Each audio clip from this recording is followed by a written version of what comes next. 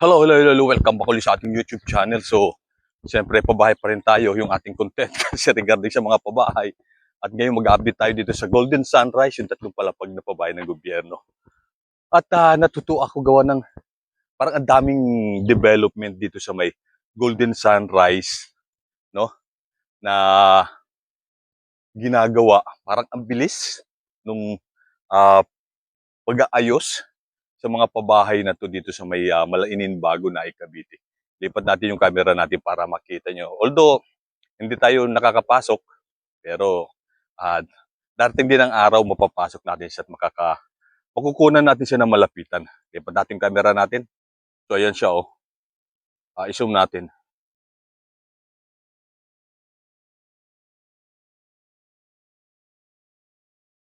Nakikita nyo sa tapat niyan. Sa likod to, sa backside nitong pabahay ng gobyerno, kikita nyo yung palayan na yan, oh.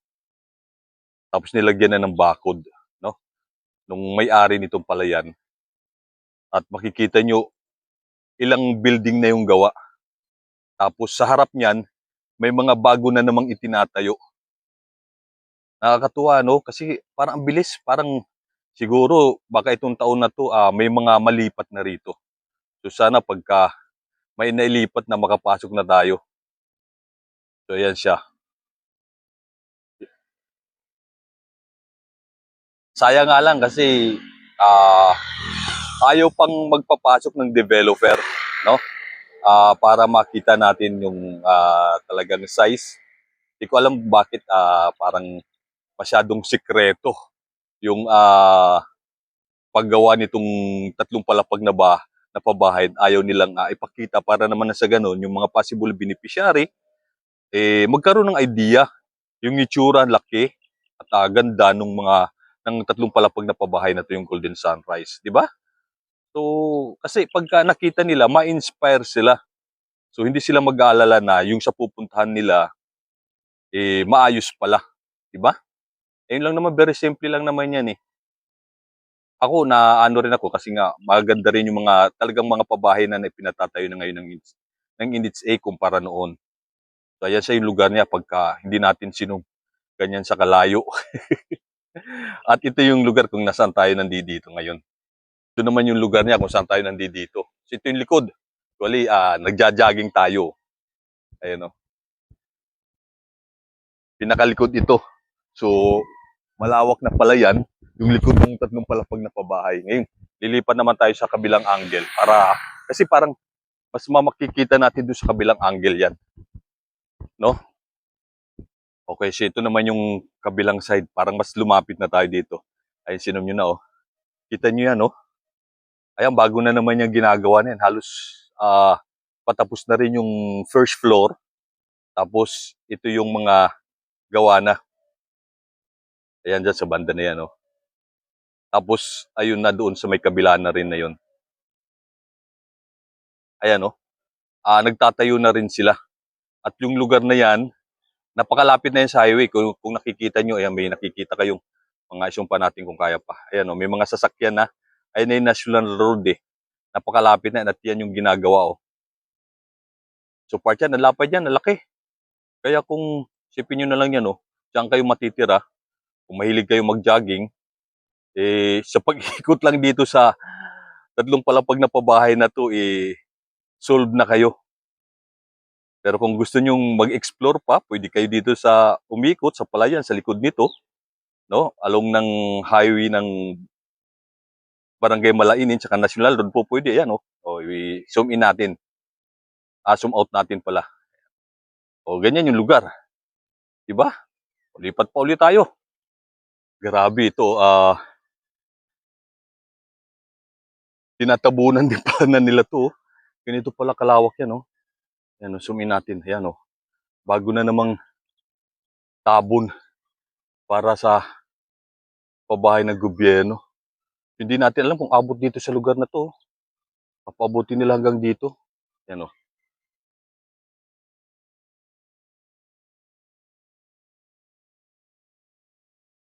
Magmula rito, ayan yung tabon na yan, nakikita nyo. Tapos, dun sa kabilang side na yan, papunta doon. Ayan, oh. Ganyang kalawak yung sakop ng 3 palapag na pabahay na 'to. Di lang talaga natin alam kung ilang building. Parang namangha bigla ako, ganito pala kalapad 'to. Akala ko yun lang yung mga area na yun, pero ngayon ko lang na sobrang lapad, sobrang ano, sobrang lawak. Grabe. Lipat naman tayo ng ibang gulo. Ayan, oh, panibago na naman yan, oh. Panibagong tabo niyan. Ito pala yan, eh, oh. So, ganyan siya yung lugar. Diba? Pakalapad niyan. So, ito pa. Ayan, katulad nun, yun, oh. Gawa na naman yung first floor ng building na yan. Tapos, ayun na yung gawa katabi. Kita nyo ba yan, oh? Mga gawa na yan. Tapos, ito na naman yung tinatambakan nila. Abot pala hanggang dito. Tingnan nyo pagka inano natin, oh, zoom out natin. Yan, oh. Tapos yun yung lugar pa, yun yung isa, oh. At nandito pa rin sa kabila, oh. Ayan, oh. Diba? Lapad pala. Parang halos lahat pala itong lupa na to, itatayuan na ng pabahay ng gobyerno.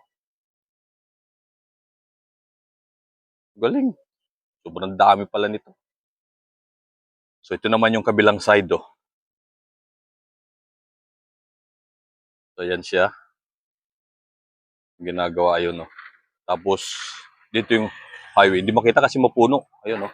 Pero, nakikita nyo yung tambak dito. Mas makikita na natin, oh. So, yan yung mga gawa ng building. Parang ilang building na yan. Tingin ko, mga 10 na yan na naitayo. Imagine mo, 10 building or sabihin na lang natin, nasa 200 unit siya per building. Tapos ito na yung tinatambangan. Ganun nakadami, ano. Ganun kalapad, oh. Ayan, oh. So, nakita nyo yung mga bakal na nakatayo na yung mga poste. So, hanggang dyan papasok dito. So, hindi lang natin alam kung hanggang dito sa kinatatayuan natin, tatambakan nila o part ito ng lupa na nung tatayo ng pabahay ng gobyerno. Pero nakikita nyo, di ba? So, tingnan natin kung may ano pa natin. Wala na, sagad na, hanggang dyan na lang talaga siya. So, yun, mayroon si Manong nagsasaka o pakikita ko sa inyo. Saan ba?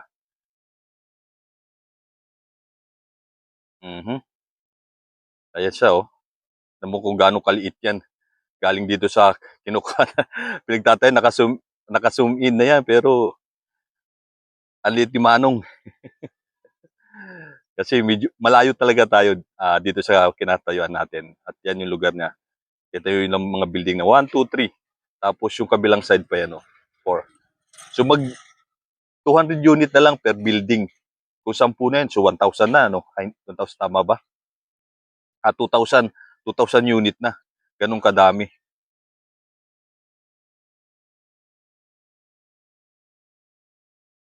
Okay, so ito naman ulit yung kabilang side pa. So parang nakapokus tayo sa ginagawa na to dito. Basta yung first floor nito halos finished product na. Ganun kabilis. Saka may kuryente na rin sila.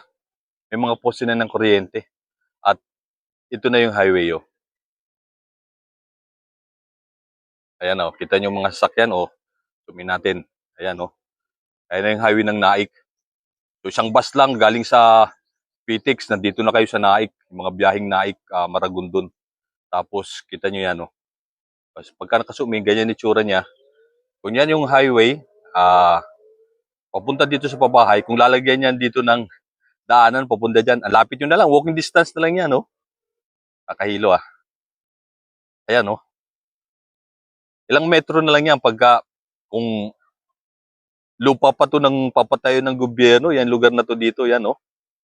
Wala, lapit nyo na lang talaga kung magkakaroon ng access. Pero kung doon sa main entrance, malayo, kailangan nyo pa sumakay ng tricycle. Pero kung masipag naman kayo maglakad, pwede naman lakarin, di naman ganun na ano, mapapagod kayo. So, ayun na, oh, finish para. Kita nyo yung poste na yun, ayun, oh. Di ba? Dami na, ayan, mga gawa, oh. So, ayan na, oh. Kung naririnig nyo sa background natin yung mga ano na sasakyan, Ang lapit na lang kasi niyan, ito na yung sa may highway talaga. Ito. So, ayan, oh. Tapos, ito na yung pabahay, yung pinakadulo. Kaya kung magkakaroon talaga ng ah, kalsada yan o abot pa sila rito, ayan, oh. Mas malapit na rito. Pero sana, depende, no? Kung magkakaroon ng kalsada papunta rito.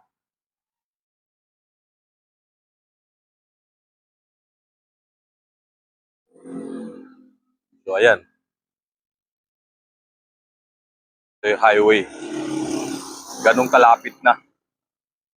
So, ayan, nasa kabila tayo ng highway. Yun. Tapos, sabihin natin, ayan siya.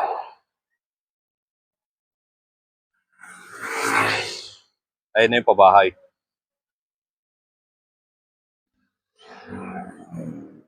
Nakita nyo yung mga nagdadaanan na yung motor, bibilis. Okay, ito na yung harap. So, ayan, oh. Ganyan siya kadami.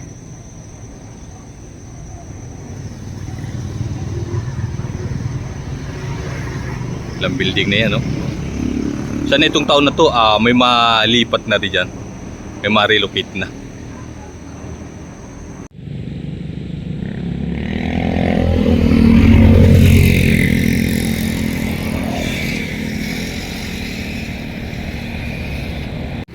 Okay, nakikita nyo itong lagi natin na ano ngayon, oh. Halos patapos na rin siya. So yung second floor, halos tapos na. Tapos yung third floor na lang yung gagawin. Ganun kabilis. Tapos ang dami ng mga itinatay pa yung mga poste-poste nitong Golden Sunrise.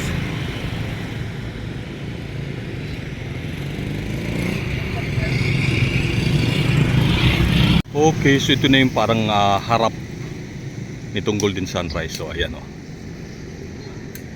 Tapos ito yung highway. Tapos ayun yung mga original na unang mga nagawa. Tapos ito na dito meron na naman, oh. Panibago ang bilis, oh. May mga poste na, oh. Tapos yun yung entrada papunta yan dito.